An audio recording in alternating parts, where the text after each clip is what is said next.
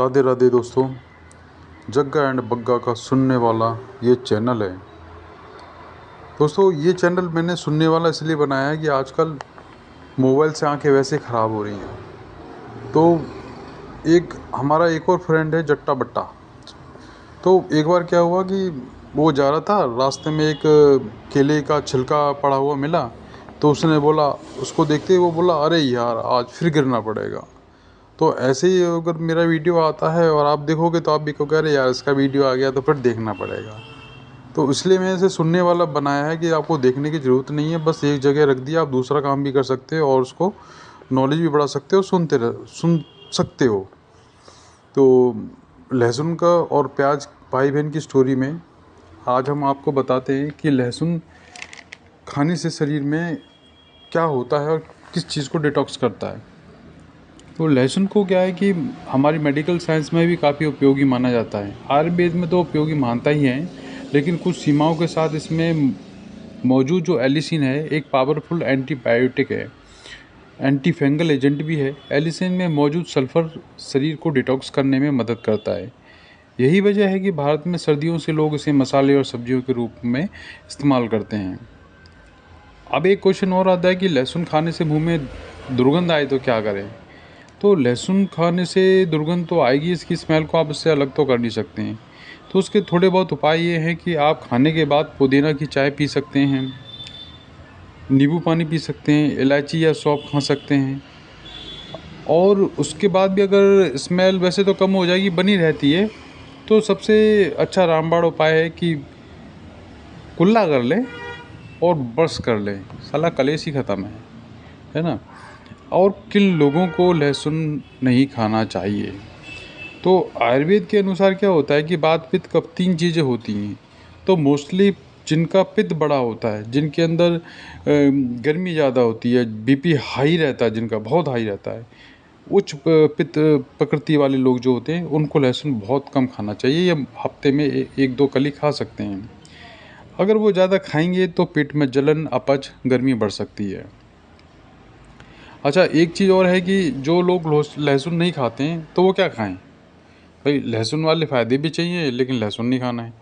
तो उसके लिए कुछ चीज़ें हैं, जैसे अदरक खा सकते हैं आप, हींग, प्याज, हल्दी, मेथी दाना, कच्चा आंवला, तुलसी। आप अल्टरनेट इसको भी खा सकते हैं। तो आप अगर अदरक खाते हैं तो अदरक क्या है, सूजन घटाता है, इन्फ्लेमेशन घटाता है, एंटीऑक्सीडेंट है, आंतों को फ़ायदा पहुंचाता है, इम्यूनिटी बूस्टर है।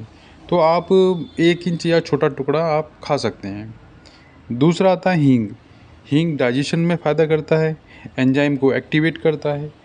आप एक चुटकी भर हींग डेली खा सकते हैं। तीसरा आता है आपका प्याज। प्याज भी है तो लहसुन की बहन। लहसुन गरम और प्याज थोड़ा सा कोल्ड। अच्छा, एक चीज़ होती है कि जैसे लहसुन भाई हो गया, प्याज बहन हो गई, तो भाई लोग ज़्यादा गर्म होते हैं ना, तो इसलिए जो प्रकृति होती है, लहसुन गर्म प्रकृति का होता है और प्याज ठंडी प्रकृति का होता है, तो इसलिए गर्मियों में प्याज ज़्यादा खाते हैं, लहसुन कम खाते हैं। तो जो तासीर होती है लहसुन की गर्म और प्याज की ठंडी, तो लहसुन नहीं खा सकते तो आप उसकी जगह प्याज खा सकते हैं। और प्याज खाएंगे तो आपका वही लहसुन जैसे गुण, भाई है तो भाई बहन ना। हार्ट अटैक में फ़ायदा करता है, बीपी में फ़ायदा करता है, एक लहसुन प्याज खा सकते हो आप। कच्ची हल्दी खा सकते हैं, सूजन कम करने करने में फ़ायदा होती है, दर्द में राहत होती है, 1 से 2 चुटकी ले सकते हैं। मेथी दाना खा सकते हैं, डायबिटीज़ कोलेस्ट्रॉल कम करता है, डाइजेशन में फ़ायदा है, आधा से 1 चम्मच खा सकते हैं। कच्चा आंवला खा सकते हैं, विटामिन सी है इसके अंदर, एंटीऑक्सीडेंट से भरपूर है, इम्यून सिस्टम को बूस्ट करता है, तो 1 कच्चा आंवला आप डेली खा सकते हैं। तुलसी जी ले सकते हैं, इम्यूनिटी को मजबूत करती है, एंटी बैक्टीरियल है, एंटी वायरल गुण भी है, 2 से 3 पत्ते आप खा सकते हैं। तीसरा चीज़ जो आती है कि गर्मी में कितना खाना चाहिए और सर्दियों में कितना खाना चाहिए। तो ज़्यादा गर्मी के मौसम में लहसुन की मात्रा बहुत कम कर देनी चाहिए। गर्मी में शरीर के अंदर वैसे ही इतनी गर्मी होती है, ये गर्मी और बढ़ा देगा, और आजकल तो वैसे लोगों में बहुत सारी गर्मी भरी पड़ी है। तो इस वजह से ज़्यादा खाने से क्या, पसीना ज़्यादा आएगा, पेट में जलन होगी, एसिडिटी बढ़ेगी, शरीर पे दाने भी निकल सकते हैं। तो चटनी के रूप में खा सकते हैं ज़्यादातर, और प्रेग्नेंट लेडीज़ तो बिल्कुल ही ना खाएं। अच्छा, सर्दियों में ये शरीर गर्म गर्म करने के लिए बहुत अच्छा माध्यम है। यही वजह है कि जुकाम, सर्दी, खांसी, गठिया आदि में ये बहुत फ़ायदा देता है। 1 से 2 छोटी कलियां आप सुबह खाली पेट टुकड़े टुकड़े करके 4-5 टुकड़े करके या कद्दूकस करके आप खा सकते हैं। कच्चे लहसुन को ना कुचल के अगर 10 मिनट आप रख देंगे या पानी के साथ निकल भी सकते हैं, घी या तेल में भून कर भी खा सकते हैं। तो सर्दियों के दिन में गर्म रखने के लिए बढ़िया, और लहसुन की चटनी, लहसुन के अचार के रूप में खाएंगे तो और भी बढ़िया, मस्त, एकदम झकास रहेगा।